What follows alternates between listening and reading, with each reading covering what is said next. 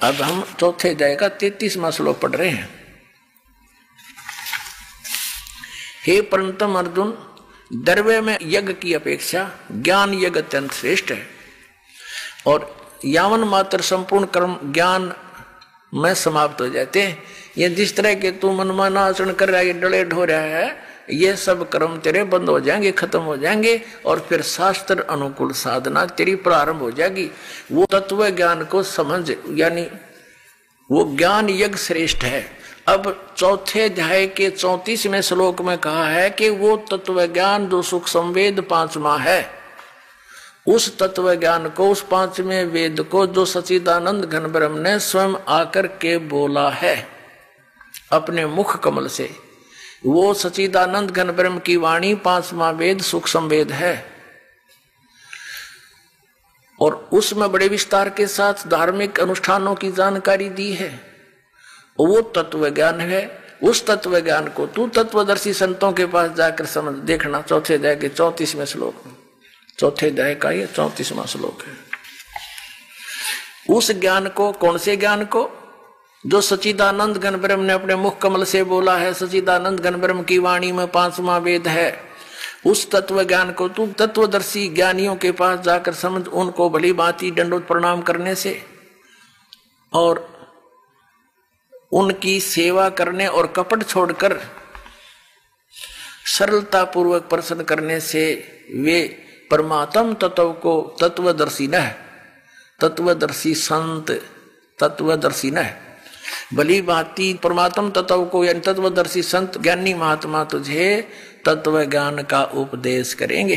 अपने आत्माओं, इन आचार्य नर शंकराचार्यों ने कख भी पता नहीं अध्यात्म मार्ग का, और 2500 वर्ष से हमें फिर गुमराह करके हमें खजूर पर टांग कर चले गए।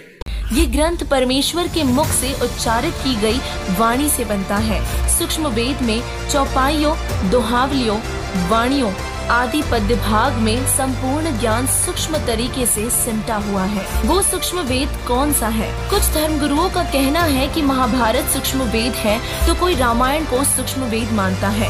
कुछ लोग श्रीमद् भगवत गीता जी को सूक्ष्म वेद का नाम देते हैं। अगर इनके विषय में कहा जाए तो बात सीधी व स्पष्ट है कि ये सूक्ष्म वेद हो ही नहीं सकते। सूक्ष्म वेद की विशेषताओं में हमने जाना कि उसमें सभी धर्मों का ज्ञान समाया हुआ है, जबकि महाभारत में केवल द्वापर युग तक का ही ज्ञान है, तो रामायण में त्रेता युग तक का, और श्रीमद् भगवत गीता तो चारों वेदों ऋग्वेद, यजुर्वेद, सामवेद व अथर्ववेद का सारांश है। इसमें वेदों से अलग व पूर्ण परमात्मा की प्राप्ति का ज्ञान नहीं है, तो ये तीनों ग्रंथ ही सूक्ष्म वेद नहीं हो सकते। और इसीलिए सूक्ष्म वेद की विशेषताओं को देखते हुए हमें भी उस रहस्यमय वेद सूक्ष्म वेद की जानकारी हुई। तब हमारी टीम भी उस वेद को प्राप्त करने के उद्देश्य से सभी ग्रंथों की जांच करके सूक्ष्म वेद को हासिल करने में लग गई थी। और फिर जो नतीजा आया वो ये था कि सूक्ष्म वेद पूर्ण परमात्मा के मुखारबिंद से बोली गई वाणी से बना है, जिसका नाम है कबीर सागर, जिसे कबीर परमेश्वर जी ने अपने मुख कमल से बोले हुए तत्व ज्ञान से संपूर्णता से लिखवाया है। धर्मदास जी के माध्यम से कबीर सागर की रचना पूरी करवाकर परमेश्वर अपनी लीला करके चले गए थे।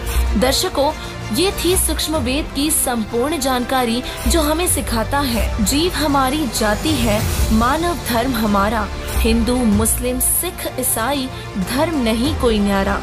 वर्तमान में सूक्ष्म वेद का भेद खोलने के लिए परमात्मा के भेजे हुए तत्वदर्शी संत रामपाल जी महाराज जी ही वो अधिकारी संत हैं जो सूक्ष्म वेद का भेद खोलने में सक्षम है। परमात्मा प्राप्ति के लिए तत्वदर्शी संत की शरण ग्रहण करना बहुत जरूरी है, अर्थात जितना जल्दी हो सके तत्वदर्शी संत रामपाल जी महाराज जी की शरण ग्रहण करें और अपना कल्याण करवाए। धन्यवाद। हमने केवल 4 वेद ही जाने थे, ऋग्वेद, यजुर्वेद, सामवेद, अथर्ववेद। एक वेद और है जो सूक्ष्म वेद है, जो गॉड गिवन स्पिरिचुअल नॉलेज है, जिसको तत्व ज्ञान कहते हैं। वो complete in all respect, all in one है। उस सूक्ष्म वेद के प्राप्त होने के बाद हमने अन्य ना किसी वेद की आवश्यकता, ना किसी श्रीमद् भगवत गीता की, ना पुराणों की, ना किसी कुरान, ना पुराण की, और ना बाइबल की। लेकिन उस सूक्ष्म वेद से हम इतने दूर हो गए हैं कि वो हमें वो वेद ही नहीं नजर आ रहा। उस वेद को वेद ही सिद्ध करने के लिए इन सभी इन जो है पवित्र सदग्रंथों से प्रमाण दिखाई देते हैं। पवित्र वेदों से, पवित्र पुराणों से, पवित्र श्रीमद् भगवद गीता से, पवित्र बाइबल से, पवित्र कुरान से, इन सभी से, पवित्र गुरु ग्रंथ साहिब से, इन सब से प्रमाण लेकर के हम ये सिद्ध करते हैं सूक्ष्म वेद तत्व ज्ञान जो भगवान बोलता है वो सर्वश्रेष्ठ है। उसमें कंप्लीट कोर्स है, लेकिन उसको जनाने के लिए आपको ये इतना बड़ा अधिक हटकर सत्संग करना पड़ता है, ताकि आपका एक दिन ये विश्वास हो जाए कि जो सूक्ष्म वेद है वो फाइनल वेद है। तो उस इन वेदों के अनुसार जिसके सभी भक्ति कर्म हो, वेद विधि सब कर्मा, ये चार गुरु गुण जानो मर्मा, ये मर्म को समझो, ये गुप्त भेद समझ लो कि जिसमें ये चार गुण होंगे वो पूर्ण संत होगा। यानी सच्चिदानंद घन ब्रह्म की वाणी में यहाँ चौथे अध्याय के 32वें श्लोक में अनुवादकर्ताओं ने अनर्थ किया है, शब्दों के अर्थ ठीक नहीं किए। ब्रह्मणे मुखे का अर्थ इन्होंने किया है वेद की वाणी। ब्रह्म का अर्थ वेद नहीं होता, ब्रह्म का अर्थ प्रभु होता है, परमात्मा होता है। और ब्रह्मणे का अर्थ होता है बड़ा भगवान, यानी सच्चिदानंद घन ब्रह्म। जैसे वेद तो विधान है प्रभु का और ब्रह्म परमात्मा है। यदि कोई राजा का अर्थ संविधान करता है किसी प्रकरण के अंदर, तो उसको ज्ञान नहीं है, वो मूर्ख है बिल्कुल। राजा तो एक प्रबंधक है, मैनेजमेंट करने वाला है, कंट्रोलर है। उस वेद संविधान उसका कानून है, उसमें कानून लिखा, कोई ऐसी गलती करेगा तो ऐसी सजा होगी, ऐसी करेगा तो ऐसी सजा होगी। ऐसे ही ब्रह्म तो प्रभु है और वेद उसका विधान है। तो यहाँ इन्होंने अर्थ गलत कर दिए। ब्रह्मणे मुखे का अर्थ है सच्चिदानंद घन ब्रह्म की वाणी। मुखे माने उसके मुख से बोले गए वचन, उस कबीर वाणी में, उस सूक्ष्म वेद में बहुत विस्तार के साथ लिखे हैं। और उस ज्ञान को चौथे अध्याय के 34वें श्लोक में कहा कि वो तत्व ज्ञान है। उस तत्व ज्ञान को तू तत्वदर्शी संतों के पास जाकर समझ। इससे सिद्ध है कि गीता ज्ञानदाता भी उस सूक्ष्म वेद से परिचित नहीं है। तो इससे यह भी सिद्ध हुआ कि सूक्ष्म वेद की जानकारी श्रीमद् सूक्ष्म वेद संपूर्ण अध्यात्म वेद यानी संपूर्ण ज्ञान है। प्राणियों को यथार्थ ज्ञान स्वयं परम अक्षर ब्रह्म पृथ्वी पर प्रकट होकर बताता है।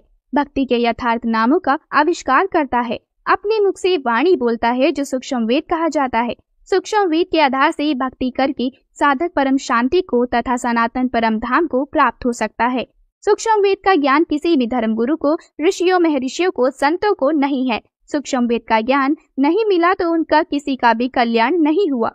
यह स्वसिद्ध है। सूक्ष्म वेद का ज्ञान संत रामपाल जी महाराज के अतिरिक्त वर्तमान में विश्व में किसी के पास नहीं है। इसीलिए संत रामपाल जी महाराज से यह ज्ञान प्राप्त करके भक्ति नहीं करोगे तो जन्म मरण से छुटकारा नहीं हो सकता। अपनी बेइज्जती कर रहे हो, कल को लोग क्या कहेंगे? अपनी बेइज्जती आप ही की तुमने। अब वो कितनी महान बात कही थी, उसको कहा तू तो है बांदी का जाया और तू तो पांडवों का चमचा है, इन्हीं का चेला, इन्हीं की ओर बोलता है। वहां पर भीषम कर्ण और द्रोण मुस्काया, वहां दांदरे का डन लाग गए और खड़ा हो गई। ये कहना चाहिए था खबरदार, अगर एक उनमें से 3 महापुरुषों में से एक भी खड़ा होकर ये कह देता कि खबरदार इस लड़की का हाथ लगा दुर्योधन, हमसे बुरा नहीं होगा। हिम्मत नहीं थी दुर्योधन की, उनको पता था कि कितने सूरवीर हैं, लेकिन वह फेल हो गए वहां पर। और एक नंगे होते हुए औरत को देख रहे हैं, नहीं तो विदुर उठ कर चला गया था उसी समय। एक असली पंचायती का ये होता है कर्म धर्म कि सच्ची बात कहे, नहीं मानो तो सभा छोड़कर चला जाना चाहिए। तो इनको उठकर चला जाना चाहिए था। भीष्म पितामह और द्रोणाचार्य और कर्ण को, गुरु जी को। और ये बैठे बैठे वही देख रहे हैं, कौन देखे उस आगे सर होता सारा निवस्त्र करने लग रहा, बहन को नंगा देखने की चेष्टा में बैठे रहे हो, तो सभा को छोड़कर नहीं गए। और इसको ये 5वां वेद बतावे धन्य है ये हमारे आचार्य। महाभारत को 5वां वेद बतावे, कटका मृगी दुनिया, हाहाकार मच गया। ना जाने कितनी बहन विधवा हुई, अनाथ हो गए बच्चे। अब किसी से पूछा, दूसरा कहता है श्रीमद् भगवत गीता ये 5वां वेद। अरे वाह, ये तो चारों वेदों का सारांश है। श्रीमद् भगवत गीता इसका नाम है 5वां वेद की। ये तो खुद कहता है गीता अध्याय नंबर 4 के श्लोक नंबर 32 में कि वो सूक्ष्म वेद ये ऐसा है जिसमें परमात्मा ने आकर अपने मुख कमल से विस्तार से कहा वो धार्मिक युगों की जानकारी। और चौथे अध्याय के 34वें श्लोक में गीता ज्ञानदाता ने स्पष्ट कर दिया, किसी तत्वदर्शी संतों से पूछो, वो तो वेद हो ही नहीं सकता श्रीमद् भगवत गीता। तो श्रीमद् भगवत गीता अध्याय नंबर 16 के श्लोक नंबर 23-24 में निर्णय दे दिया कि शास्त्र विधि को त्याग कर जो मनमाना आचरण करते हैं उनकी न तो गति होती है, गति मीन मोक्ष, और न उनको कोई सुख होता है और न ही कोई सिद्धि प्राप्त होती है, अर्थात व्यर्थ, यूजलेस। फिर गीता जी अध्याय नंबर 16 के श्लोक 24 में कहा है कि इससे तेरे लिए अर्जुन कर्तव्य और अकर्तव्य की व्यवस्था में है, कौन से कर्म करण योग्य हैं, कौन सी क्रियाएं ना करनी चाहिए, उनका निर्णय सदग्रंथ ही प्रमाण है, नथिंग एल्स। सदग्रंथ कौन कौन से है? पुण्यात्माओं, पवित्र 5 वेद।